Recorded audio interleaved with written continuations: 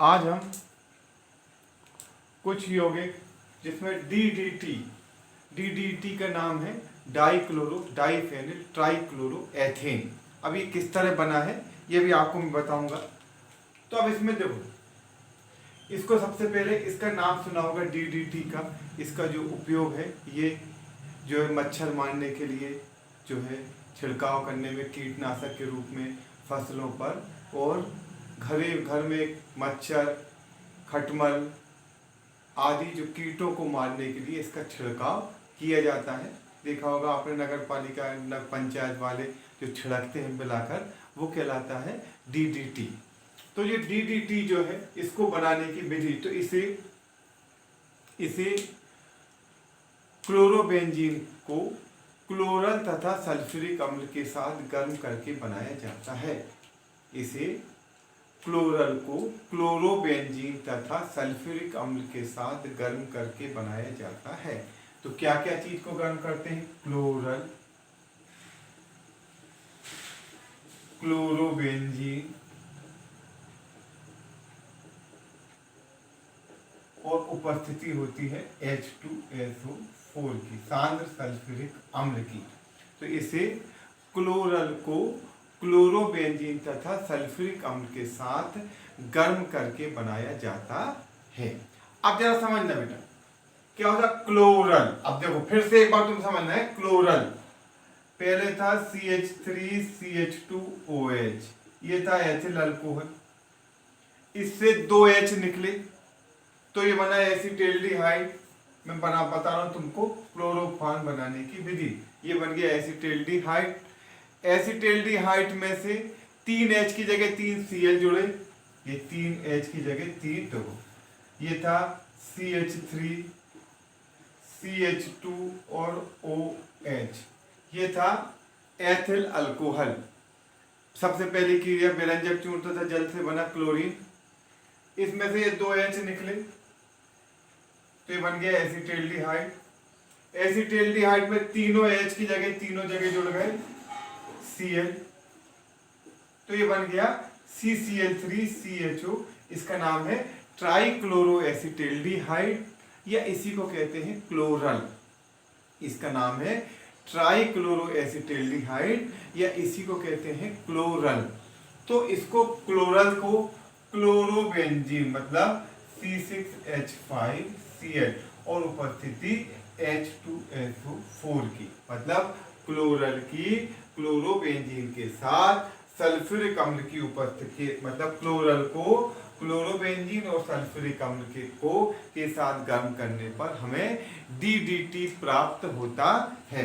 अब जरा देखना है, अब इसकी थोड़ी क्रिया समझाता हूं किस प्रकार बनेगी। तो पहले मैंने बनाया क्लोरल CCl3CH+O प्लस क्लोरोबेंजीन के 2 अणु, तो ये क्लोरोबेंजीन, ये क्लोरीन, ये क्लोरीन, ये थोड़ा सा अच्छे से नहीं बना और अच्छे से बना देता हूँ। ये एक H, ये दूसरा H, ये यहां से जल का अणु निकल जाएगा। तो चाहो तो यहां बना दो, या चाहो तो इसको ऐसा नीचे बना दो, तो बना CCl3CH। अब इस CH से ये CH एक बार यहां जोड़ेगा, एक बार यहां जोड़ेगा, तो ये बंद से ये बेंजीन रिंग और यहां पर Cl,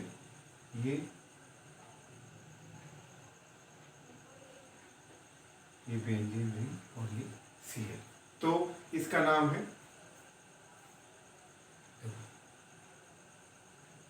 पैरा पैराडेस। इसको पैरा पर है इसलिए इसको कहेंगे पैरा, और दूसरे कहेंगे पैराडेस। Para पैराडेस diphenyl.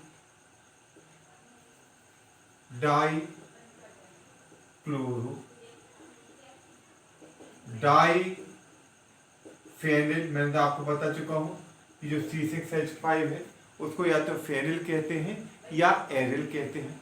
पैरा पैराडेस डाइक्लोरो डाइफेनिल ट्राई क्लोरो और एथेन। एथेन क्यों? क्योंकि ये 2 कार्बन का है, 2 कार्बन है, 2 कार्बन वाले को एथेन कहते हैं। तो एथेन में क्या है, देखो 3 तो क्लोरीन जुड़े हैं इसलिए ट्राई क्लोरो बना दिया।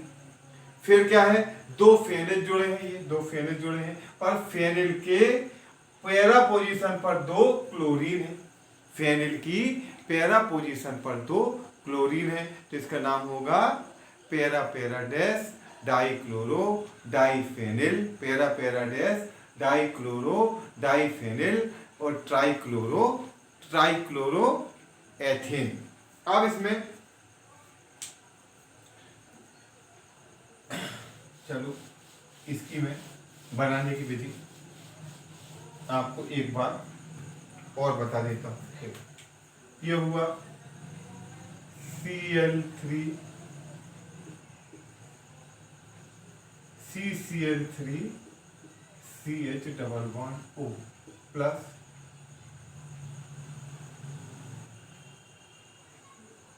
ये क्लोरीन,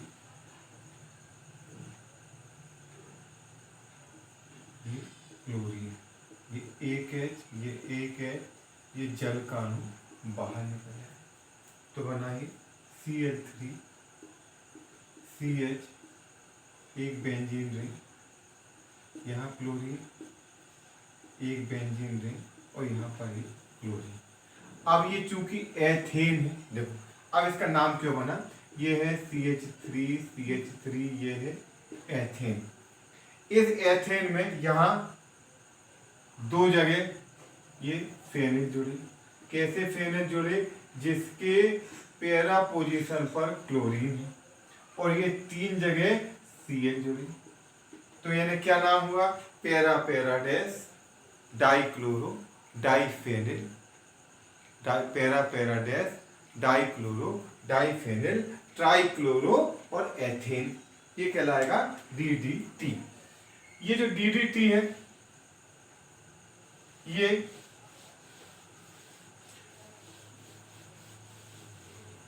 जो DDT है ये रंगहीन पदार्थ, रंगहीन क्रिस्टली पदार्थ होता है, चूर्ण टाइप का होता है, क्रिस्टली चूर्ण होता है। यह जल में अविलेय होता है परंतु कार्बनिक विलायकों में विलेयशील होता है। जल में ये लगभग अविलेय होता है परंतु कार्बनिक विलायकों में विलेयशील होता है। ये जो DDT है ये इसका उपयोग मच्छरों को मारने में और घरेलू कीटों को मारने में इसका छिड़काव किया जाता है। इसको किसी चीज में घोलकर इसका छिड़काव या स्प्रे हम करते हैं। अब ये जो DDT है ये जो है इसका सबसे बड़ा दोष, देखो आप समझना, जैव अपघटनी, ये हमारे विश्व की बहुत बड़ी समस्या है। जैव अपघटनी मतलब वायु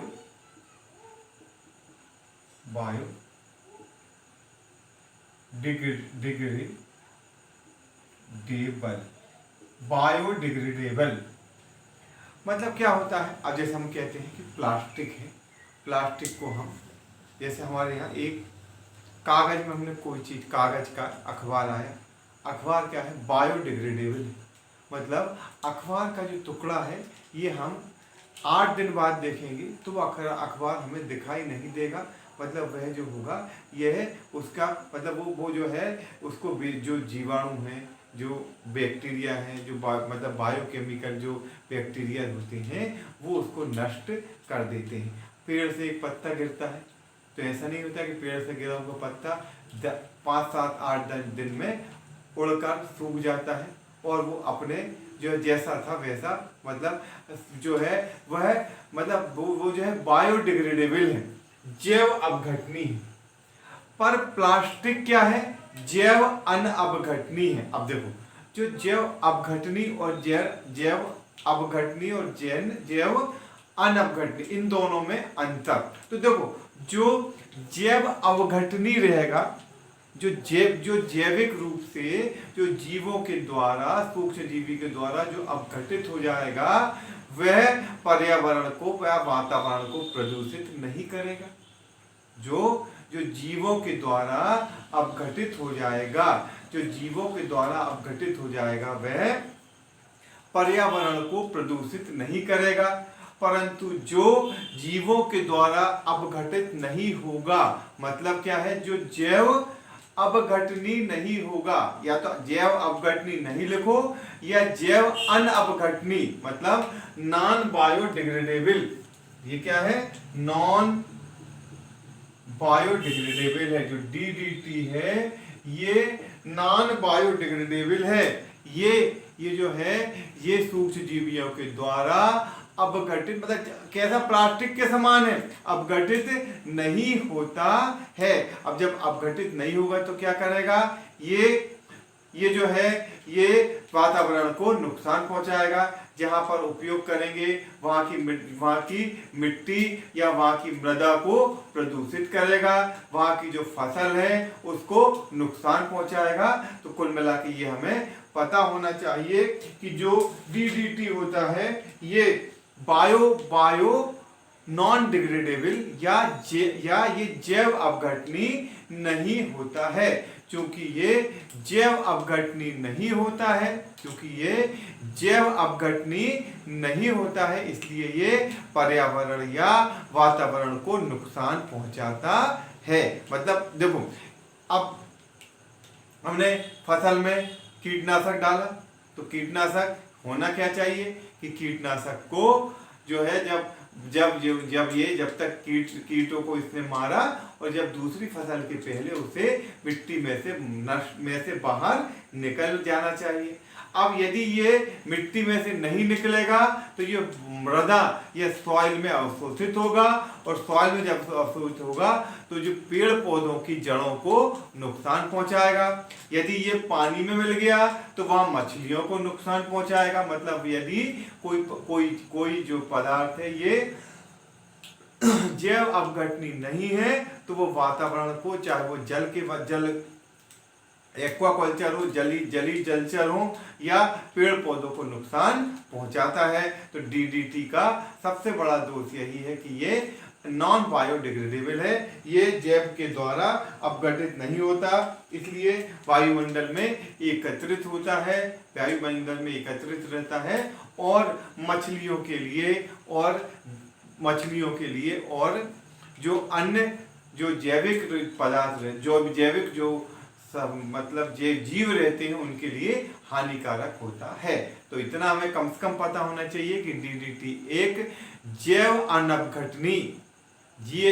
अनअपघटनी या ये जैविक रूप से अपघटित नहीं होता है, इसलिए ये वातावरण या पर्यावरण के लिए नुकसानदायक है, मछलियों को ये नुकसान पहुंचाता है।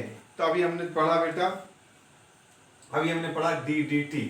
फिर से एक बार थोड़ा सा क्विक रिवीजन कि DDT को हम बनाते हैं क्लोरल को क्लोरोबेंजीन तथा सल्फ्यूरिक अम्ल के साथ गर्म करके। जब क्लोरल को क्लोरोबेंजीन तथा सल्फ्यूरिक अम्ल के साथ गर्म किया जाता है तो हमें DDT प्राप्त होता है। जो DDT है ये एक प्रबल कीटनाशक है, ये मच्छरों को मारने में, घरेलू कीटनाशकों के मारने में इसका उपयोग किया जाता है। ये एक रंगहीन क्रिस्टलीय पदार्थ है, जल में अविलेय होता है, कार्बनिक विलायकों में विलयशील होता है और ये जैव अपघटित नहीं होता है, अर्थात ये जैव अनअपघटनीय है, वातावरण में या पर्यावरण में एकत्रित होता है, मछलियों के लिए नुकसानदायक होता है। ये हो गया DDT। अब इसके बाद अगला जो हमारे कोर्स में कीटनाशक है वह है BHC, बेंजीन हेक्साक्लोराइड। BHC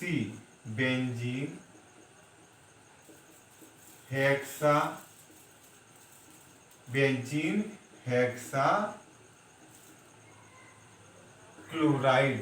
अगला जो कीटनाशक है हमारे कोर्स में वो है BHC बेंजीन हेक्साक्लोराइड। तो देखो ये क्या करते हैं, C6H6 ये होगी बेंजीन प्लस 3Cl2।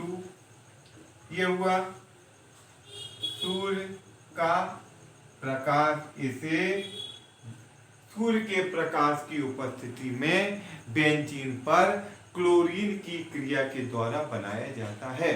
इसे सूर्य के प्रकाश की उपस्थिति में बेंजीन पर क्लोरीन की क्रिया के द्वारा बनाते हैं। तो ये क्या होगा, तीन इसमें बेंजीन में 3 डबल बॉन्ड होते हैं, तो तीनों डबल बॉन्ड पर तीनों जगह क्लोरीन जुड़ जाएगा, तो बन जाएगा C6H6Cl6। इसको कहेंगे बेंजीन। और 6 को बोलते हैं हेक्सा, तो कहलाएगा बेंजीन हेक्साक्लोराइड। इसके और भी कुछ नाम है, इसको गेमेक्सिन भी कहते हैं, इसको लिंडेन भी कहते हैं, इसको 666 भी कहते हैं। इसके लिंडेन, इसका व्यापारिक नाम है गेमेक्सिन या 666। इसके देखो कितने नाम हो गए, BHC एक नाम, बेंजीन हेक्साक्लोराइड उसका दूसरा फुल फॉर्म, तीसरा लिंडेन, चौथा गेमेक्सिन और पांचवा 666। क्यों 666 है? क्योंकि ये C6H6Cl6 है। इसमें कार्बन भी 6 है, हाइड्रोजन भी 6 है और क्लोरीन भी 6 है, इसलिए इसका नाम है 666 बेंजीन हेक्साक्लोराइड BHC। इसे बेंजीन पर क्लोरीन की सूर्य के प्रकाश की उपस्थिति में क्रिया के द्वारा बनाया जाता है। ये हो गया C6H6Cl6। तो ये जो है ये हम पढ़ रहे हैं BHC या बेंजीन हेक्साक्लोराइड। अब इसमें एक और तरह से भी इसका ये क्रिया बनाते हैं। चाहो तो ऐसा बना लेना, ये 3 डबल बॉन्ड बना लेना, या इसको इस तरह +3Cl2 कोई सन लाइट, सूर्य का प्रकाश।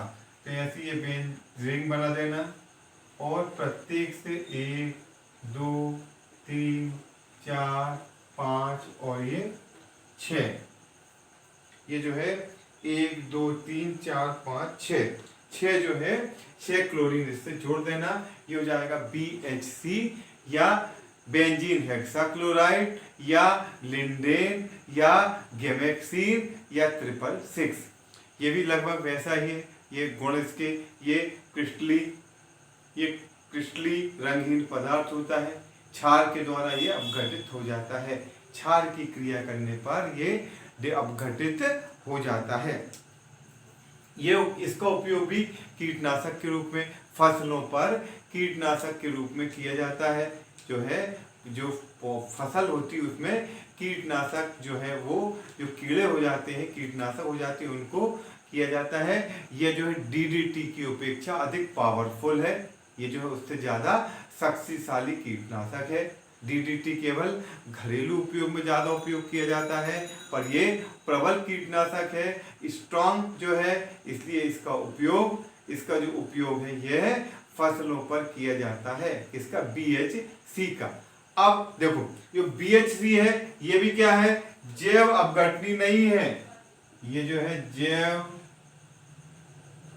अपघटनी नहीं है, या क्या है, ये जैव अनअपघटनी। देखो दो शब्द समझना, जैव अनअपघटनी है, मतलब ये जैविक रूप से अपघटित नहीं होता है। ये बायो नॉन डिग्रेडेबल है, इसलिए ये जो है ये भी मृदा में अवशोषित हो जाता है और पौधों की जड़ों को नुकसान पहुंचाता है। जो फसल है उसकी जड़ों को नुकसान पहुंचाता है।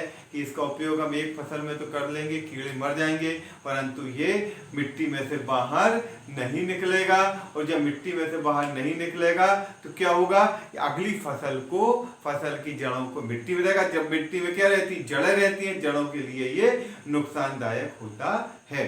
तो मैंने तुमको बताया BHC बेंजीन हेक्साक्लोराइड। फिर से एक बार क्विक रिवीजन, इसे बेंजीन पर क्लोरीन की सूर्य के प्रकाश की उपस्थिति में क्रिया के द्वारा बनाया जाता है। C6H6 + Cl6 एयर के ऊपर सूर्य का प्रकाश, C6H6Cl6, इसका नाम लिंडेन, गेमेक्सिन, 666 बेंजीन हेक्साक्लोराइड या BHC होता है। यह ये क्रिस्टली रंगहीन पदार्थ होता है। क्षार के द्वारा ये अपघटित हो जाता है। क्षार के द्वारा ये जो है अपघटित हो जाता है। फिर ये एक प्रबल कीटनाशक है, डीडीटी की तुलना में अधिक प्रबल होता है। ये फसलों के कीड़ों को मारने के लिए इसका उपयोग किया जाता है। पर्यावरण पर प्रभाव, तो ये जो है बायो नॉन डिग्रेडेबल है, ये जैव अपघटनीय नहीं होता है, इसलिए वातावरण मृदा या मिट्टी के द्वारा अवशोषित हो जाता है और फसलों की जड़ों को नुकसान पहुंचाता है। ये तुम्हारा दूसरा हो गया BHC, इसका नाम है बेंजीन हेक्साक्लोराइड। अब इसके बाद अगला जो है वो है तीसरा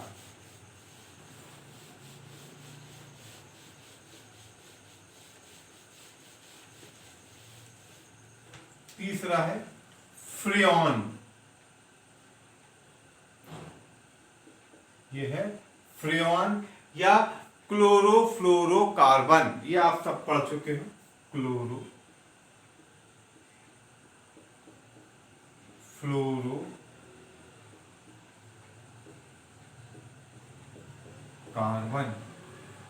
CFC, ये जो ओजोन परत वाले उसमें हम सभी पढ़ चुके हैं। CFC या क्लोरोफ्लोरोकार्बन। तो ये जो इन्हीं को कहते हैं फ्रियोन। ये जो फ्रियोन है या क्लोरोफ्लोरोकार्बन है CFC। तो ये जो है ये एक यौगिक नहीं है फ्रियोन, बल्कि बहुत से यौगिकों का एक समूह है। या मेथेन तथा एथेन के क्लोरो तथा फ्लोरो व्युत्पन्नों को फ्रियोन कहते हैं। मीथेन मतलब और इथेन मतलब CH4 और CH3 सिंगल बॉन्ड CH3, इनके क्लोरोफ्लोरो व्युत्पन्न मतलब कैसे बन सकता है? इसमें भैया एक जगह क्लोरीन एक जगह फ्लोरीन जोड़ दो तो हो जाएगा CH2 ClF, फिर Cl2 और F, CF2 और Cl2F2, ये कुछ भी बन सकते हैं। देखो हमने क्या किया, इसमें मीथेन की अब क्लोरीन जोड़ना था, एक जगह क्लोरीन एक तरफ फ्लोरीन जोड़ दिया, 2 H बच गए। मीथेन में 2 जगह क्लोरीन एक जगह फ्लोरीन जोड़ दिया, 1 H बच गया। मीथेन में दोनों जगह क्लोरीन दोनों जगह फ्लोरीन जोड़ दिया। ये सबसे महत्वपूर्ण है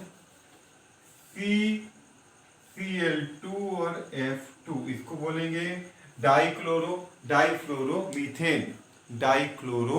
डाइफ्लोरोमीथेन, है ना, ये कहलाता है। देखो ये जो है ये कहलाता है फ्रियोन 1,2, इसका नाम है फ्रियोन 1,2। ये सबसे महत्वपूर्ण क्लोरोफ्लोरोकार्बन से डाइफ्लोरो मतलब मीथेन में 2 जगह क्लोरीन है और 2 जगह फ्लोरीन है। डाइक्लोरो, देखो क्लोरो क्यों बोल रहा हूं, C पहले आता है। डाइफ्लोरो मीथेन। तो मीथेन तथा इथेन के क्लोरोफ्लोरो व्युत्पन्न फ्रियोन कहलाते हैं। इन्हें क्लोरोफ्लोरोकार्बन भी कहा जाता है। सबसे महत्वपूर्ण फ्रियोन या क्लोरोफ्लोरोकार्बन CF2Cl2 है, मतलब डाइफ्लोरो मीथेन है। इसे फ्रियोन 1,2 भी कहते हैं। ये जो होते हैं, ये हो गया तुम्हारा इंट्रोडक्शन। अब ये जो फ्रियोन होते हैं, ये इनका उपयोग जो है रेफ्रिजरेटर या प्रशीतक यंत्रों में, फ्रिज में कार्यकारी गैस के रूप में किया जाता है। इनका उपयोग जो है प्रशीतक यंत्रों में कार्यकारी गैस के रूप में किया जाता है। ये जो होते हैं ये अक्रिय द्रव होते हैं, ये जो है इनेट लिक्विड होते हैं। इनका सबसे बड़ा दोष ये है कि ये कई वर्षों तक पर्यावरण में रहते हैं। ये जो है ये कई वर्षों तक अपघटित नहीं होते हैं। 100 सालों में भी इनका ये वातावरण में बने रहते हैं, इनका अपघटन नहीं होता है और इनमें उपस्थित जो क्लोरीन होती है ये जो है ये ओजोन परत को नुकसान पहुंचाती है। इसमें उपस्थित जो क्लोरीन है इसके कारण ओजोन परत की क्षय हो रही है, ये ओजोन परत को के लिए नुकसानदायक होती है। तो ये हो गया फ्रेऑन या फ्रेऑन 1,2 है ना, फ्रेऑन 1,2 या क्लोरोफ्लोरोकार्बन। अब इसके बाद जो अब हम जो चैप्टर में पढ़ रहे थे हेलो एल्केन एवं हेलो एरीन, अब हम जो इसके अगले टॉपिक में पढ़ेंगे एरिल हैलाइड या हेलो एरीन के बनाने की विधियां। ओके बेटा, थैंक यू।